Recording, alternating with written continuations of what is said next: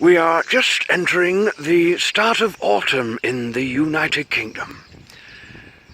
Today's documentary is about a rare species of bird, the pylon tit.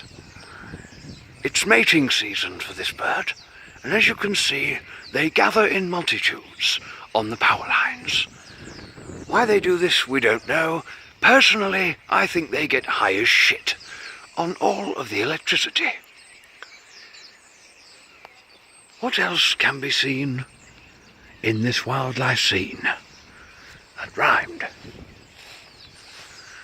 A blue whale approaches my car. This species of bird likes to mate in doggy style.